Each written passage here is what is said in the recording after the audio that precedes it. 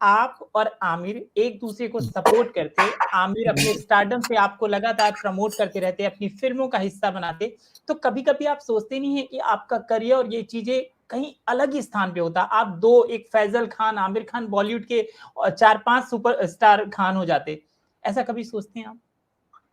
नहीं, मैं ऐसा कभी नहीं सोचा संजय भाई। मैं सोचता हूँ कि सब चीज लिखी भी है, ऊपर वाले भगवान ने जो होनी होनी को कोई टाल नहीं सकता। ये आप मैं तो मानता हूँ ये बात को।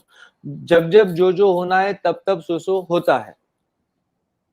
तो अगर मैं सोचूं कि यार अगर वो मुझे ऐसा करते तो ऐसा, कौन क्या गारंटी है कि आमिर साहब मुझे प्रमोट करते तो मेरी पिक्चर हिट ही हो जाती। अरे आमिर साहब की खुद की पिक्चर हिट नहीं होती। थग्स ले लो, तलाश ले लो, ऐसे कितने शुरू उनके करियर की शुरुआत में कितनी पिक्चरें फ्लॉप हो गई। तो गारंटी क्या है कि क्या गारंटी कोई ले रहा है जब वो खुद की पिक्चरें हिट नहीं करा सकते। कभी कभी उनकी भी पिक्चरें फ्लॉप हो जाती है। तो गारंटी क्या है कि अगर आमिर मेरे साथ जुड़ते तो मैं ऐसा हो जाता, वैसा हो जाता। ये सब बोलने की बात है। जो आज हो रहा है वही सही है, जो अभी हो रहा है। अब ये वक्त था शायद कि मैं अब मैंने डायरेक्शन सीखा था 1986 में। मैं शुरू किया था कयामत से कयामत तक के साथ, और उसके कुछ सालों के बाद तक 92 तक मैंने जो जीता वही सिकंदर की, तुम मेरे हो की बीच में। अब मुझे क्या पता था कि 30 सालों के बाद जाके मैं डायरेक्ट करने वाला हूँ। तो वो तो अभी लिखा था ना लाइफ में कि ये अभी तुम्हारा, जब तुम इतने बरस की होगी, सब लिखी भी बातें होती है, सब किस्मत लिखी भी होती है, तकदीर। तो उसके आगे ना कोई चल सकता है ना कोई। मैं तो बोलता हूँ ऊपर वाले जो बोलते हैं ना, ऊपर डायलॉग वो लोग बोलते हैं जो कि ऊपर वाले की मर्जी के बिना पत्ता भी नहीं हिल सकता। तो ये बहुत सच बात है, मैं मानता हूँ इसमें। मैं ऊपर वाले में बहुत स्ट्रांगली मानता हूँ, ऊपर वाला, भगवान, ईश्वर, जो भी आप बोल लीजिए। ये ऐसी सच बात है, ये मैं गुजर चुका हूँ, एक्सपीरियंस कर चुका हूँ इस ये लाइफ में कि ऐसा होता है। ऊपर वाले को मानना चाहिए और उसके आगे झुकना चाहिए।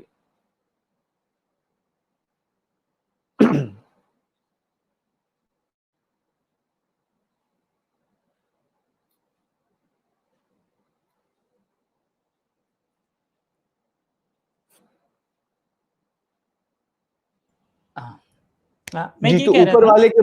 ऊपर वाले के मर्जी के बिना कुछ नहीं होता। ये मेरा मानना है, स्ट्रांग मानना है। जी, आप कुछ कह रहे हैं? हाँ, खान साहब, मैं ये भी कह रहा था कि ये अब एक बार हम फिर से उसी बातचीत को दोहराएंगे जो हमने पिछले इंटरव्यू में किया था, क्योंकि उस समय नेटवर्क खराब था, जी लोग ठीक से सुन नहीं पा रहे थे। जी जी। तो वो सवाल मैं एक बार फिर से करूंगा। तो मैं ये पूछ रहा था कि लोगों को ये बात तो खूब पता चली कि फैजल साहब का दिमाग खराब है, वो मेंटल हैं, पागल हो गए हैं, लेकिन लोगों को ये बात पता नहीं चली कि वो केस जीत गए हैं, उन पर झूठे आरोप लगाए गए थे, उन्हें किसी तरीके से फंसाया जा रहा था, उन्हें घर में जानबूझ के बंद किया जा रहा था, उनका करियर खराब किया जा रहा था। और ये बात जी बहुत ज्यादा नहीं छपी कि आप केस जीत गए, आपको जज ने खुद देखा, आपको हॉस्पिटल भेजा गया और वहां पर आपको क्लीन चिट दी गई और कहा गया कि आप किसी भी तरीके से पागल नहीं है, मेंटल नहीं है, आपको कोई भी दिमागी बीमारी नहीं है। और मैं चाहता हूं इस बात को डिटेल में आप बताएं, और शुरू से लेके लास्ट तक जब आप केस जीते तो कहां से ये कहानी शुरू हुई थी, वहां से लास्ट तक। कहानी ये हुई थी कि एक दिन मेरे, मतलब मैं थोड़ा फैमिली से थोड़ा कुछ बातों पर मैं थोड़ा नाराज हो गया था, थोड़ा मैं दूर हो गया था फैमिली से। बोला यार मुझे फैमिली वालों से कुछ मिलना ही, मैं दुनिया में सबको मिल रहा था। तो फैमिली थोड़ी चिढ़ गई, उन लोग थोड़ा बोले यार ये क्या है, फैमिली से नहीं मिल रहा है, अरे पागल हो गया। लेकिन हो सकता है कि आपका ख्यालात दूसरे हों और फैमिली के कुछ दूसरे हों। तो मैं अलग हो गया था, डिस्टेंस। मतलब मैं बोल रहा था मैं मिलूंगा तो लड़ाई झगड़े होंगे, मूड खराब होगा, मैं कुछ सुना दूं वो कुछ सुना दूं, थोड़ा डिस्टेंस हो जाओ। तो अरे फैमिली को नहीं मिल रहा है, पागल हो गया। तो वो पकड़ के उन लोग ने मुझे जबरदस्ती बोले आपको दवा लेनी पड़ेगी। ये तो अंडर हाउस अरेस्ट आमिर ने मुझे 1 साल रख दिया, under house arrest, bodyguard phone ले लिया, किसी से मिलना नहीं, और दवाई दे रहे हैं। मैं 103 किलो हो गया, एकदम मोटा हो गया। तो फिर मैंने बोला ये सब क्या हो रहा है भाई। तो फिर मैंने सोचा कि यार ये तो ठीक है, कुछ उन लोग को ऐसा लग रहा है कि मैं पागल हो गया हूँ, तो कुछ दिन तक शायद कुछ पकड़ ही लिया है तो रखेंगे, दवा दे रहे हैं, जबरदस्ती दवा दे रहे हैं। अब मुझे खाना ही पड़ रहा है क्योंकि सब बॉडीगार्ड्स हैं और सब मेरे ऊपर वॉच रखा जा रहा है, मेरे फोन ले लिया। ये सब हुआ मेरे साथ। तो मैं सोच रहा हूँ यार ये क्या हो, ये भी मुकद्दर में लिखा था संजय भाई कि इस दौर से भी गुजरना पड़ेगा मुझे।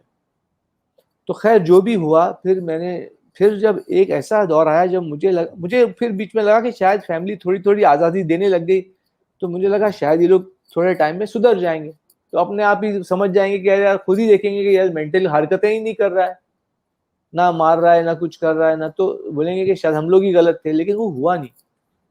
तो मुझे याद है कि 2005 की 2004 में मैं पकड़ा गया फोर्सफुली।